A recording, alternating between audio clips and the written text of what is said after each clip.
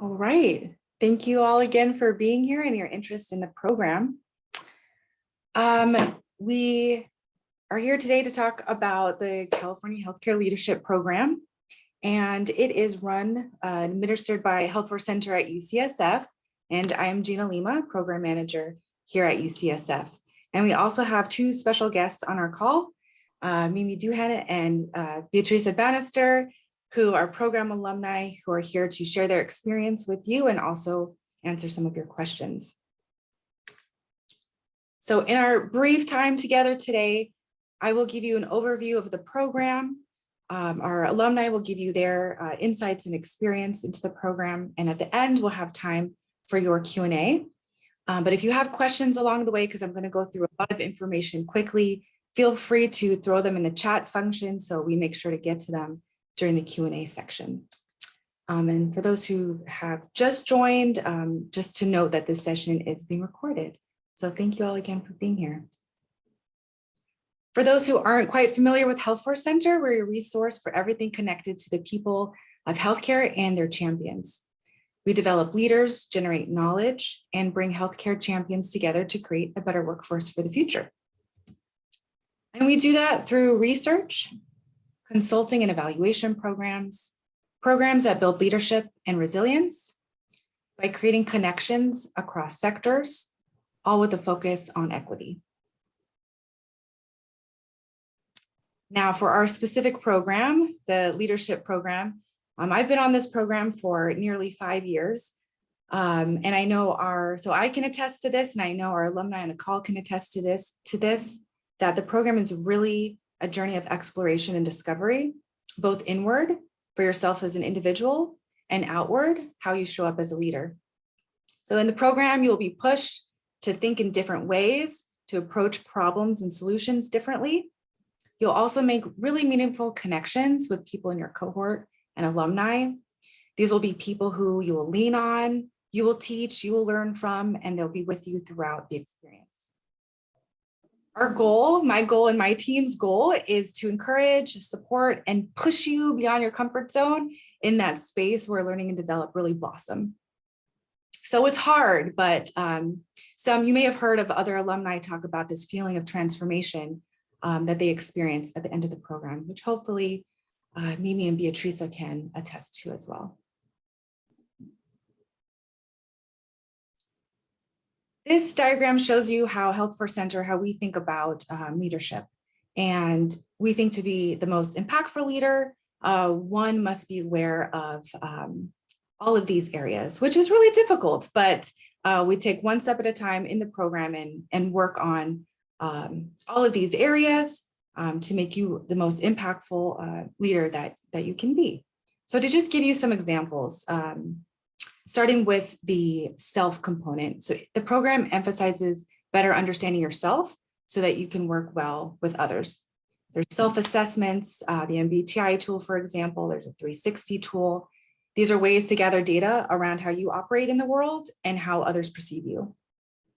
There's also coaching, executive coaching to help you be more effective in these areas, and other communication tools along the way. Looking at the organizational component, the program focuses on ways to improve your effectiveness with working with teams, negotiating and influencing with others. And we also teach you different types of business and finance sessions, healthcare finance.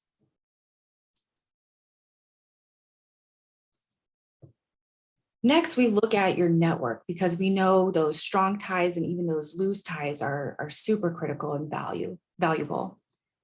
And in the program, you'll make connections with your fellows as well as be automatically plugged into an alumni network of over 600 clinicians that have graduated from this program. Gina, if I could, there's something in the chat that the slides are blurry. Could you read what it says, self-organization, network, and I think it says environment there?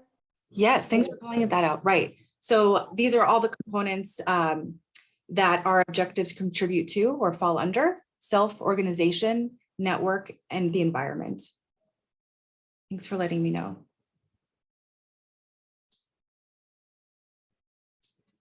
So there are a lot of opportunities to network with your fellows in the larger alumni network of the program, because we see firsthand how these connections lead to, big and small, just great improvements in healthcare. And the alumni, as you'll hear from our alumni on the call, they are so willing to help one another. They know it's a CHCF alumni is calling. People are extremely generous and eager to work with one another. And last but not least, the environment. So what are things happening beyond your organization that you should be aware of that might impact your decisions as a leader? That might be health policy, the general healthcare marketplace, or societal factors that might impact your decisions. The program offers a healthcare policy component where fellows go to Sacramento and learn about health policy. There's also topical content at the seminars that allow us to address the relevant topics of the time over the 2-year program. Something might be more relevant 1 year and something else might come up the following year. So there's flexibility for that. And in addition, our interest groups address current issues head on. So for example, we have a social justice action group who in the past 2 years have drafted and distributed external statements on topics such as equity in rapid COVID testing, preserving funding for telehealth, and they created a statement on racial justice in health. So these are all very timely topics that our network are taking action and speaking out on.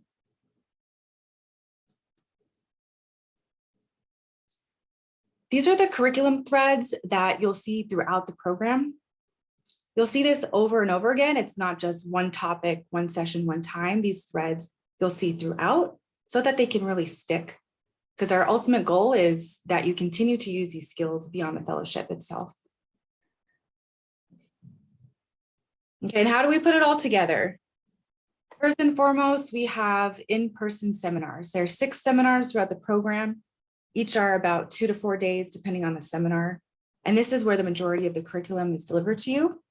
This is dedicated time for learning and practicing, and really special time for connecting with the fellows in your cohort and alumni. In between the seminars, there's some intersession work that might be reading or practicing a new skill that is connected to the seminars as well. Each fellow will be placed with an executive coach so that you can work on your individual leadership goals throughout the fellowship as well. There's also the California Health Improvement Project, which we fondly call the CHIP. Many of you may have already heard about the CHIP. This is a leadership project that spans the duration of the program. And it's really just a concrete way for you to practice implementing your leadership skills. So I'll ask you to pick an ambitious issue to solve at your organization. And you don't have to come to the seminar or the first seminar with this amazing idea in hand. We'll help you get there. And it's not going to be perfect. It's going to be messy along the way, but the goal of it is to make an improvement at your org and in healthcare, but also to practice your design thinking skills and other new approaches, which then you'll continue to use in the future. Another component we have are called pods. So you're in a cohort of 32, but within that, you are in small groups of about 5 to 7 fellows who live pretty close by to one another so that you can meet monthly in person. It's led by a pod advisor who is an alum of the program. They serve as the guide for your pod. And fellows say that it becomes a very safe place to work through challenges, both professional and personal. And a lot of people stay friends way beyond graduation. So the pod becomes pretty tight. And again, I spoke to this earlier, but networking is a large component of this program with your fellows, the fellows in your cohort, as well as a larger alumni network.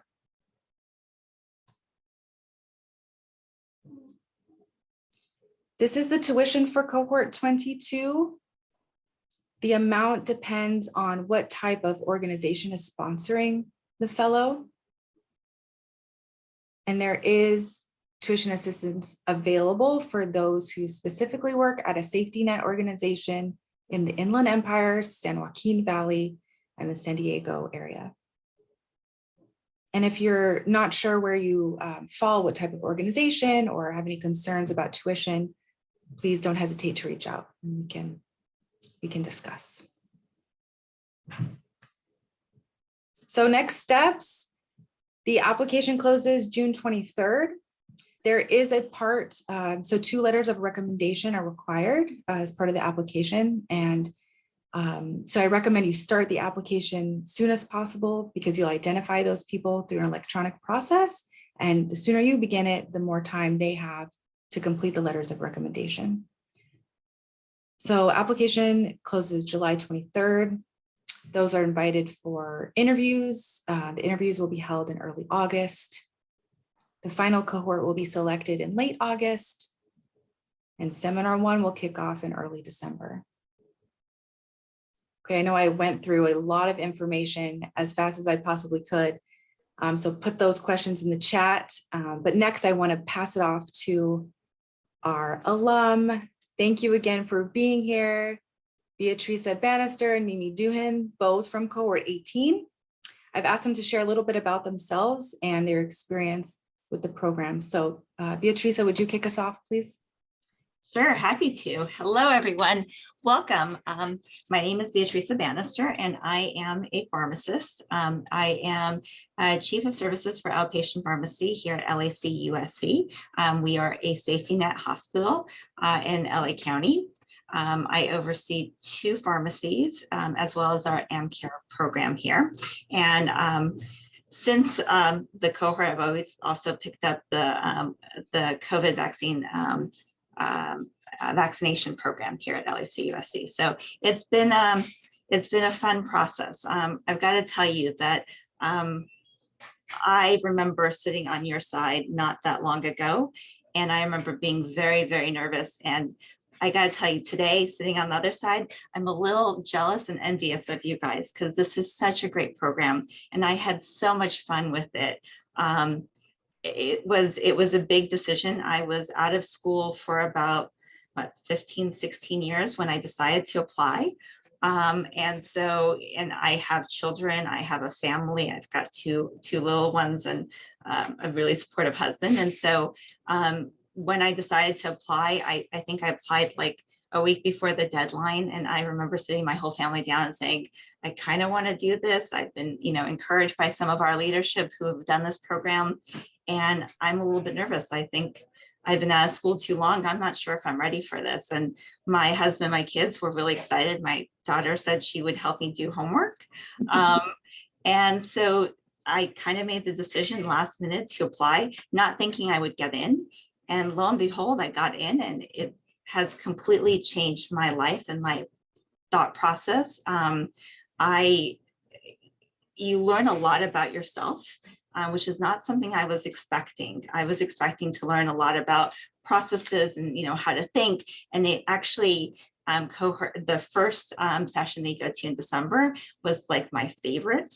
And you take a step back and you learn about yourself and you learn about how you process things in order to be able to help and take next steps. And so it completely changed my life and the way I see things. And not only at work, but at home as well. I realized that I communicate differently than my husband, because afterwards I had him take the Myers-Briggs test, and now all my kids have taken it. So I know how we relate to one another and how we communicate. And so it was really quite eye-opening.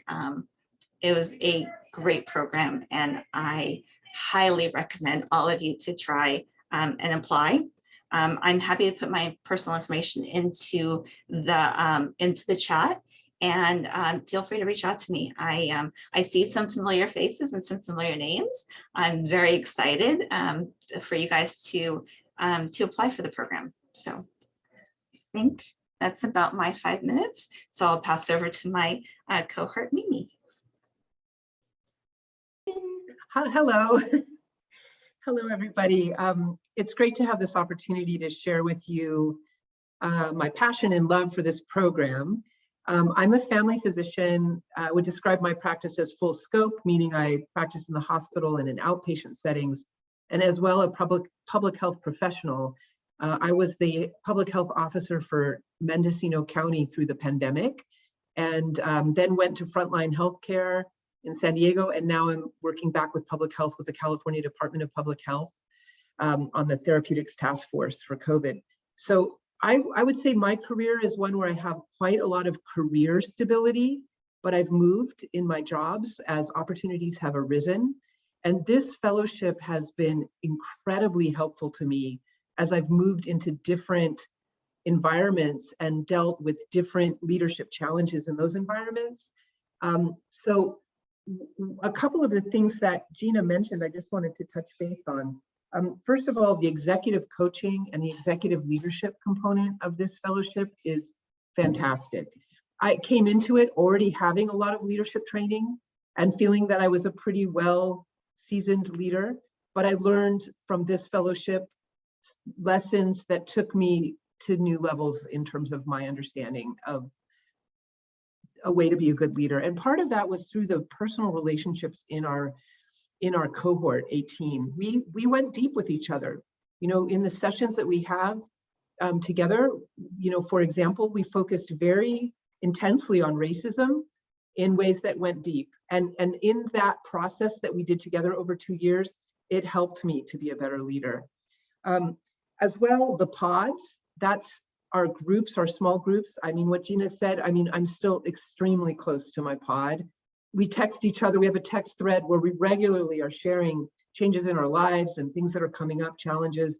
We went through so much together. Our cohort started in 2018 and went through the pandemic. So we experienced the pandemic together and all of the challenges that brought.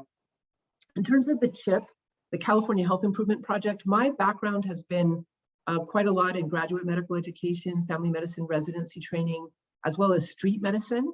And I came into this experience, you know, you're asked to write in your application what you're going to focus on. And for me, I talked about street medicine because that's where I've done a lot of innovative work, a lot of leadership, startup of street medicine programs. And the fellowship will challenge you to think big and then think bigger. And for me, I came in thinking, okay, I'm just going to do something around street medicine. And then because of the fellowship, the vision of what I worked on became much more expansive and bigger.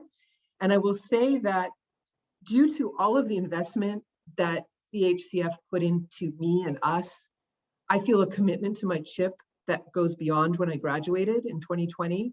And so it's actually become a program that I've now started a nonprofit. I've working very consistently since graduating on realizing the vision of my CHIP.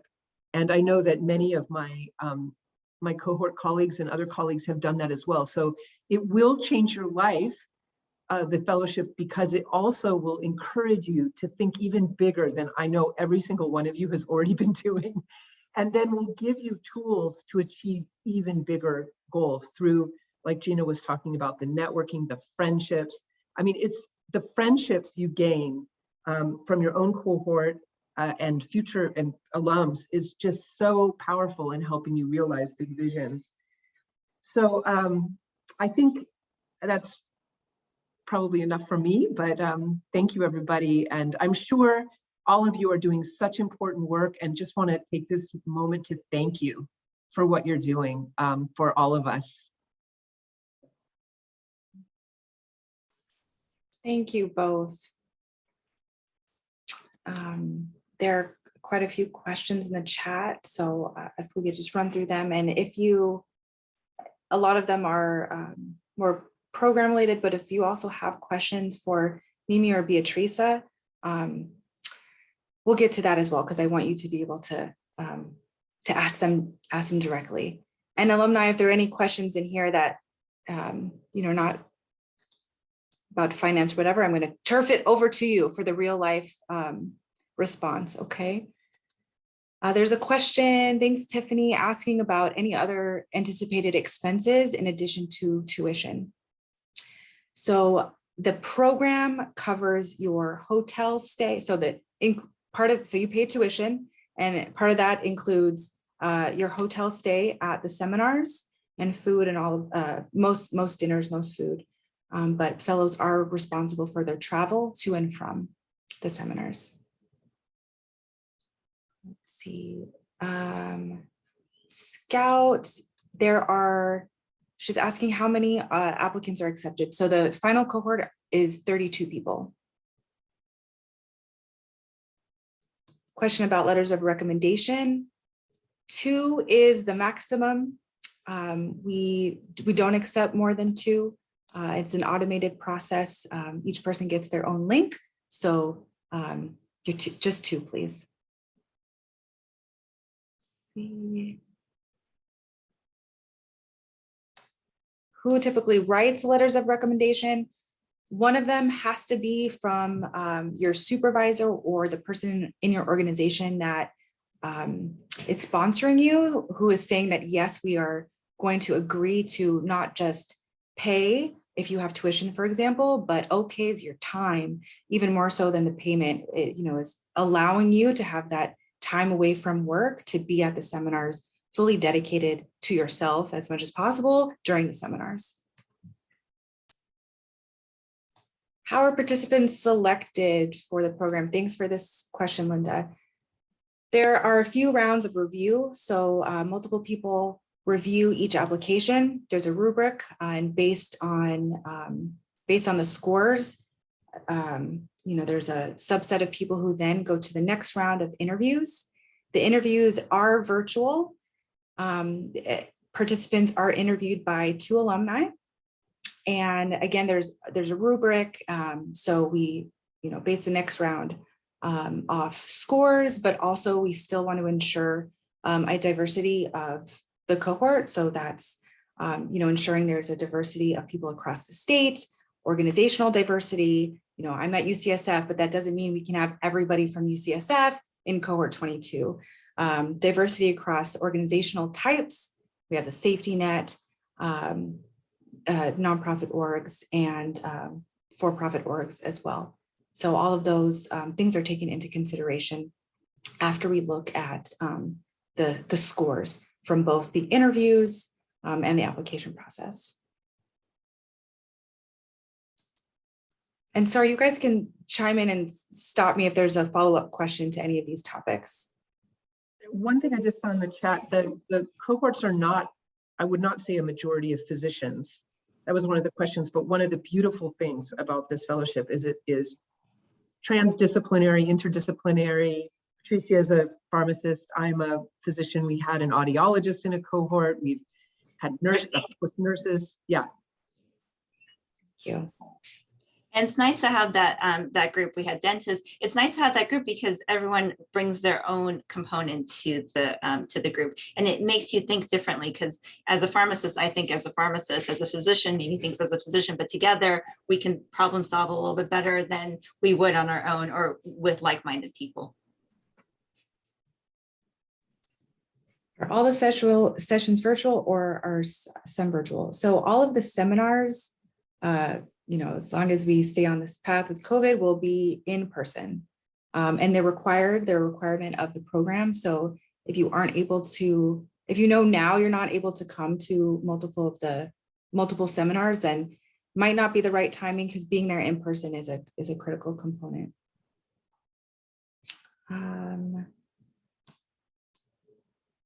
Let's see. Is the safety net price applicable to all counties?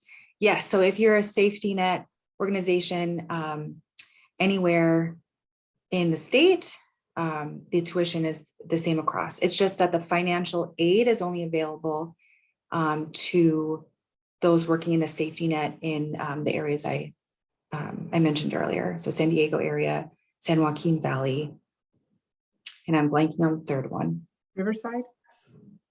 Inland Empire? Maybe, yeah, Inland Empire.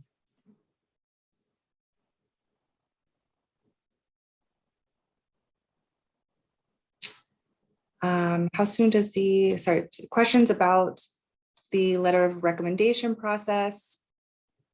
So the way the application works, there are two parts to it. The first part, you fill out your general information and identify the two people you want to submit your letters of recommendation. You type in their names and an email goes to them and says, we're requesting that you submit a letter of recommendation, and they have to complete it by June 23rd. So all parts of the application must be completed by June 23rd. And then you'll get an email about part 2 of the application for yourself, which consists of a couple of essays, 3 essays. Tina, I think I could maybe make a comment about, there was a question about how solid of a project idea coming in. I think you, of course, like with anything, you want to make a very solid proposal, but in my example, I changed it. And I think there is definitely that experience of the fellows that you come in, you think you're going to do one thing, you start getting the leadership training, you network, you learn so much from your cohort, and then you say, oh, I could think bigger. Or maybe what I really want to do is shift in this area. So you don't, when you walk in the door of your first seminar, there is an expectation that whatever proposal you made will evolve alongside yourself. But then there becomes a point where you do need to anchor and say, this is my project. I can't remember when that happens, Tina, but maybe 6 months in. Oh, no, halfway through the program, about a year. A year. I changed my program. I changed my chip about 3 times, I think, before I finally stuck with something that made sense. My initial idea, I needed IT help. God bless them, they tried to help me. We just couldn't figure out how to build the program to get the data out that we needed out of our system. And so that chip kind of fell through, and then it was an evolutional process. And then some laws changed in the state of California, and I was like, okay, I can run with this. And so I took that, and so I had one idea of where I was going to start, and I completely pivoted a couple times. And it's all part of the process. That's part of the process. And the training that Gina had mentioned with design thinking, that some of you may have heard about it at Stanford in the D school. It's a process of design and prototyping that we get trained in the fellowship. And the expectation is you will change your ideas through the design process because it's human-centered design. And as you do a large number of interviews with so-called customers and stakeholders, and then you learn and grow with that experience. And about a third of each cohort also changes jobs, changes positions, and still stays in the program. So people to go through. So somebody had a baby in one of the seminars. Her water broke. So all life happened. 2 years is a long time. So there's support around that. Not the delivering the baby part, but at any rate, there was another question about what goes on in the interviews. So from a programmatic perspective, the alumni just want to gauge, where you're at in your career, what your goals are, how you want to impact healthcare, what your scope is, those type of things. And Mimi or Beatrice, do you have any comments about, maybe how to prepare for the interview or your experience in the interview, if you remember? So long ago. My interview was, I just remember talking a lot. I remember talking about, because going in, I was kind of feeling down because I was like, I'm a pharmacist, these are all physicians, I'm not in the right place. So I was kind of negatively talking myself down. And when I got there, they started asking me questions about different programs I've done, and I started talking, and once I started talking, it was hard to kind of stop. And so I would say, just be genuine, bring in your real life, what you're really doing. I see Anna had asked in regards to average time per hours per week. And, as part of our job every day, we're constantly doing and pivoting in our roles, as I know you do, because you're very close to me. And so I think, don't be too concerned about the time commitments. You are going to, it's part of your regular job, and you're going to find something that you're going to make a difference and help the patients of LA County, and do it within your job. So don't worry about the job commitments. Don't worry about the interview. Just be true to yourself. They're going to ask you about programs and what you've done. And, I had a couple of things written down, and when I got in there, I was like, oh, I can't remember, and I was stressing. And honestly, it worked. Something happened well, so it was good. The interviewers are always really, really, really lovely, and they really make you feel kind of comfortable, and just be genuine to who you are. Yeah, I would echo that the culture of this group of CHCF and the UCSF side is really, really excellent. And so it's going to be a good interview experience for sure. And it's really about learning your visions and your passion. In terms of the work, there is homework, there are assignments. For example, with the design thinking, you have to do a certain number of interviews, and that becomes a part where there's a lot of work because you have to coordinate the interviews, you have to do the interviews, and you have to document what you learned, and then there'll be presentations at the seminars that you share back. So it is work, but it's worth it. That's what I would have to say. Thank you. I know we're at time, so if you need to log off, I understand. And if there are any other questions, if you want to just unmute and ask. If Mimi and Beatrice, you have a couple minutes left. Okay. But those who have to go, thank you so much for being here and your interest in the program. And if you do have any other follow-up questions, you can contact me directly. And I'm here to answer any questions. Thank you. Thank you, Rosa. Thank you. I have one quick question. Thank you, B. Nice seeing you here. I wanted the CHIP project. Can that be done by like a couple of 2 or 3 participants from the same organization? Mimi did, no, who was somebody in your co-piloted that, right? Yeah, I mean, what happened was that it turns out we had with people that were selected to be in our cohort. So, you don't know that anyone from your organization is going to be selected from your cohort. We had people not from the same organization that had quite a lot of overlap in our CHIPs.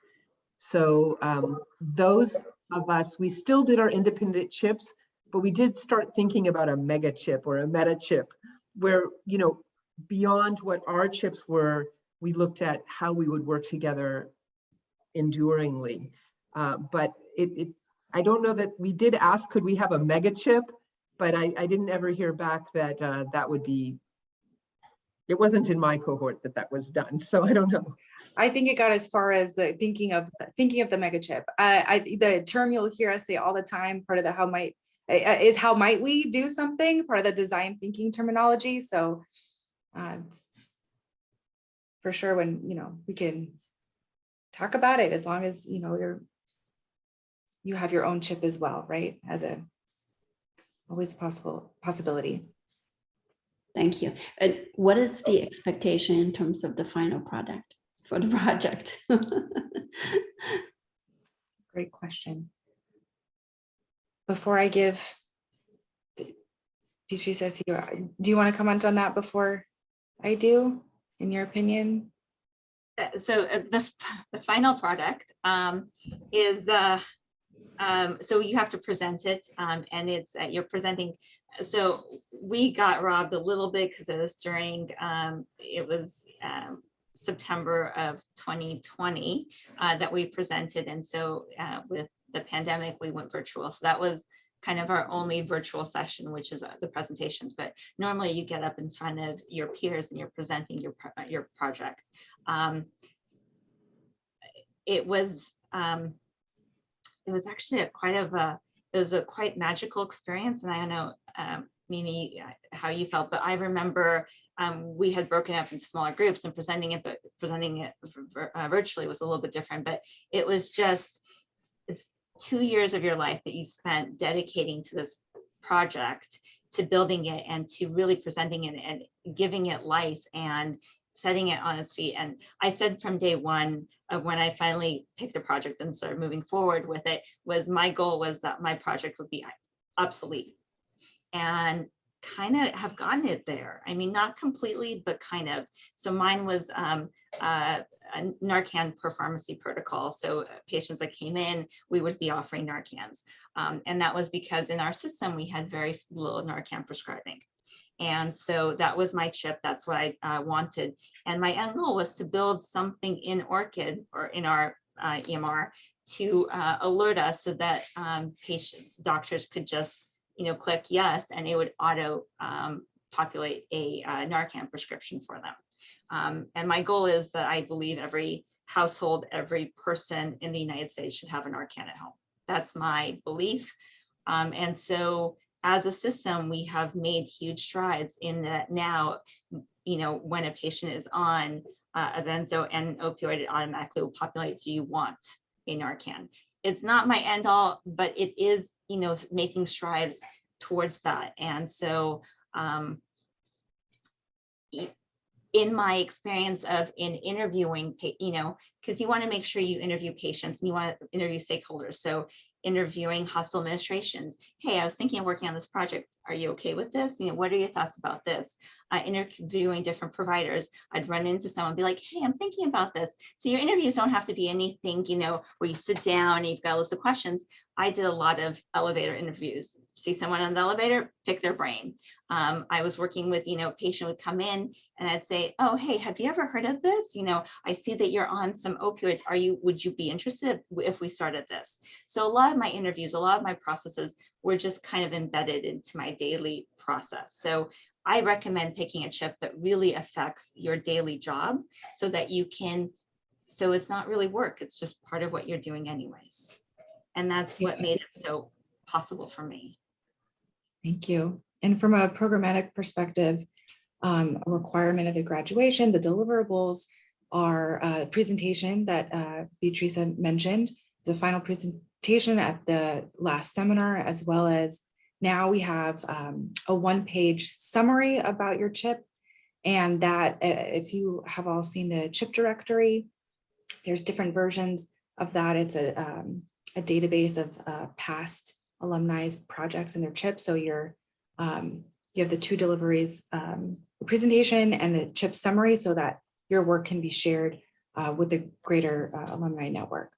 And there are checkpoints throughout the way to make sure, you're doing not the best, but that you're at where you want to be in the program. But what you put in is what you'll get out. So, and your time is valuable. So, in terms of output, I think everyone here has high expectations and life. I think, they probably not, a lot of projects also don't finish, just the nature of how things happen, and that's okay too. But for the long-winded answer, I hope that gives a little more clarity.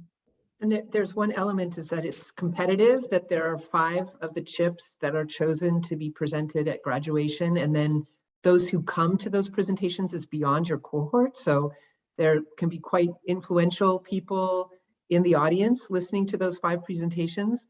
And so that's like a thing we all were driving towards, is to be the one that was picked. Those have been recorded. And I believe, Gina, you can look at those publicly and see the types of projects that were done and the type of work that was done for the chips. Thank you.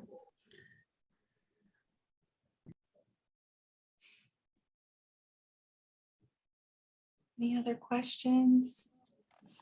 I have a quick question. My name is Michelle. I'm so sorry that my video isn't on. I'm just unfortunately not in a place where I could turn it on. No worries. But I'm so sorry about that.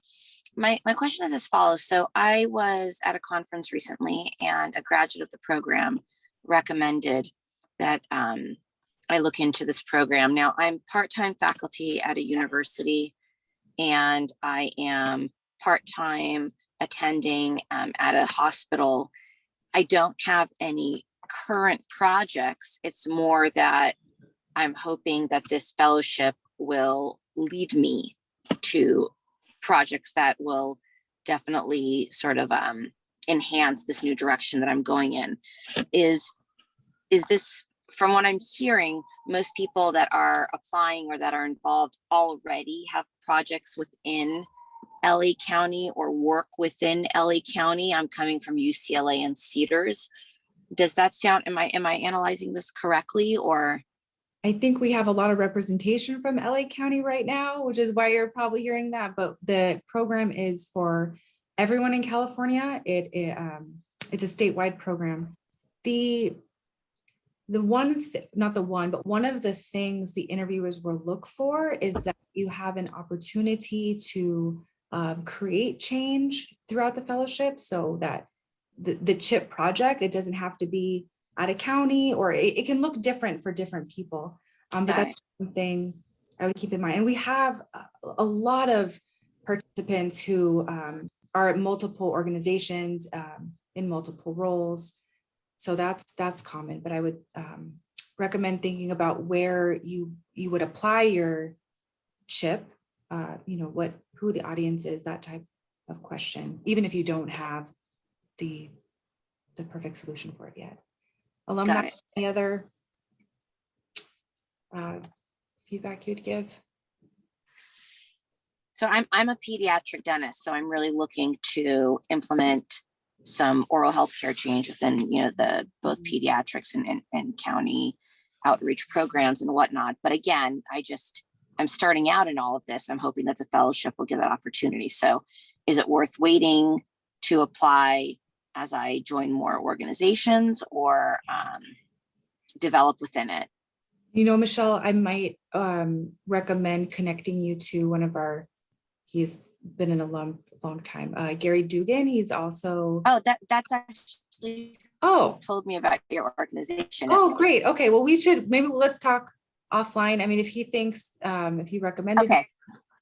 But also, do you guys have my contact information? I have Gary's information, because good. he's the one who led me to you. Yeah. Oh, great. Gary's is the guy who interviewed me. One of the two who interviewed me. He's an awesome guy. Yeah. Great insight. It sounds like you already have some possible ideas in oral healthcare. I would just kind of dig a little deeper. What do you want to do? What are you thinking? What kind of programs are you looking to do? And then from there, pivoting is easy. But it sounds like you may have some initial thoughts already. That's how I was speaking about Gary when I was speaking to him, when I met him, who, yes, he's so awesome that I had to meet him. I was giving him telling him some of these ideas, and that's when he led me to you. So, okay. I get the drift of it. Thank you. Sorry for the sort of off question. I don't know if it helped others, but I appreciate the feedback. Thanks, Michelle. Hi, I'm Barrett Kwame. I'm a registered nurse and work in a hospital as a director level. I'm just sitting and just hearing we have so much, there's so much opportunity in our hospital, and I'm going to be, engaging with other disciplines to make any changes. So I'm just thinking about the question I think Anna asked about working with others within my organization to make any change. Would that be okay? Because it will be required for me to work with other disciplines in order to achieve the goal that I'm going to be setting up. So would that be okay, or is it has to be me just building that, creating that project and implementing? What do you guys suggest? You could definitely not do it alone. You would not ever be expected to do something like that alone. Okay, Yeah. good. Okay. And alumni, no, you have to interview people. You have to get buy-in to make any change. And the program is here to provide not just tips, but sessions on how you might do that a little better, whether it's influencing your leadership or whatever challenges you come across. Yeah. That you probably will. You're going to make such a big change, and so the program provides tools to address that and support. When things are rough and when they go really well. So you're not expected to do that alone. Okay, thank you. I'm going to have to jump off, so I just want to say thank you, everybody, and best of luck, and have a great rest of your day. Thanks, Mimi. Thank you. Anna, are you still on, Anna? Oh, hi, Anna. Yes, just want to say that there are usually quite a few psychiatrists and mental health providers, behavioral health providers that apply, and that is a focus area this cohort. So we'd like to get more representation from that clinical group. Great, thanks. Any other feedback or comments or questions? Hi, Gina. This is Scout. Sorry, I'm not on camera also. I know I met you, I think in 2018 when I applied. It was the summer of 2018. And I obviously didn't get accepted, so here I am again. And I didn't know about reapplying, and my sponsor, Kelly Mead, kept telling me, you should reapply, you should reapply. And I think, I don't know where, I guess I don't know how we don't know the rubric, right? So I don't really know how it fits in or what it has to be accepted. And I think, and you can correct me if I'm wrong, it seemed like there was a really abundance of applicants that year also, and that could have been why, I know you can't accept everything. Yeah. And Scout, remind me, what right organization? What organization are you from again? At that time, I was UCSF Children's Oakland, but now I'm actually UCSF Mission Bay. Okay, so there's a lot of play. Yes, there's usually a lot of applicants. It's super competitive. It's very common to have to apply more than once. I think it's a third of people do apply more than once. Mm-hmm. Other factors include, a lot of people apply from the Bay Area, and we can, only accept so many people from the Bay Area. Mm-hmm. And then we only accept, usually it's up to 3 people from the same organization within the Bay Area. Mm-hmm. So oftentimes it's, we usually have UCSF representation, but those are some things that come to mind. It's a similar situation with LAUSD. There's just a lot of great applicants, yet we can't accept a whole cohort of LAUSD because we Sure. and we can talk offline too about other ways to think about, what to share in your application or other ways to do the application process differently, because I know it takes a lot of time. It does. And yeah, that would be great. I'm happy to connect with you offline because, I want to make sure that I'm not just applying and I'm not a good fit and that's what they're seeing, or maybe I'm just, how do I get myself to stand out? So I can't give all the answers because I don't do for sure. But I make the final decision. So, Oh, for sure. Maybe you could just guide me because totally. I just want to know, maybe I'm doing something wrong, right? So it's just it is a competitive application process. There's quite a lot of. All right. Thank you so much, Jen. My pleasure. And thanks for your interest again, Scout. I know it's an Yeah. extra step to have to apply again. That's what works for you. Helen. You're on mute, Helen. Okay. Can you hear me now? Yes. Hi, everyone. Yeah, I was wondering, so I do appreciate that this will be interdisciplinary cohort, but do you tend to have a specific quota for certain professions? So I'm a pharmacist, and I wonder, if there's just limitation of 1 or 2, or, just to kind of have a kind of clear idea what is the sort of selection criteria. Yeah. The selection criteria is the same for everybody, and I would really love more pharmacists to apply. So we have made efforts, and we have made a lot of effort, and we can see that the diversity of clinicians has changed, which I'm really proud of because we've seen a lot of that change in the last few years. So we, less physician heavy, more other clinical types. So now I'm not sure if I'm even answering your question, but yes, more, of all clinical types. Beatrice, do you want to speak to that at all? So my previous boss had done the program a few years before me. And so she was kind of my influence, and she kind of pushed me, and I thought, no, because I had heard a few pharmacists that didn't get in. And then some other providers at the hospital had kind of pushed me for it. there are now, when I went to the some of the alumni programs, there's actually quite a few of us pharmacists that were there. I was kind of surprised. In my cohort, I was only pharmacist, but I do believe, and again, it's because I'm a pharmacist, I believe pharmacists see things a little bit differently than most people do. We tend to have a little bit of OCD and some other things. And so I think we can bring that to the program. And I think that CHCF does see that value. But it was really great because in my pod, in my smaller group, we had one physician, 2 nurses, and myself. So it was the 4 of us. So it was not just physician, I was really negative. I'm a pharmacist and they don't want pharmacists, but it was nice to see that they did want us. So We do have definitely applies.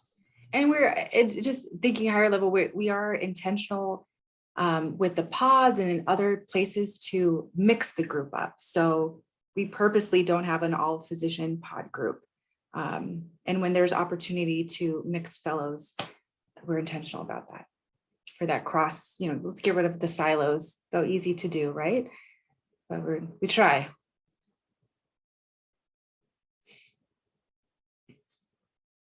Any other questions? Did I miss a message? All right. Well, thank you all. So nice to see you. Thank you for your interest. Apply by June 23rd. Call me if you have any questions along the way. Okay. Thank you. Bye. Sure. Thank you.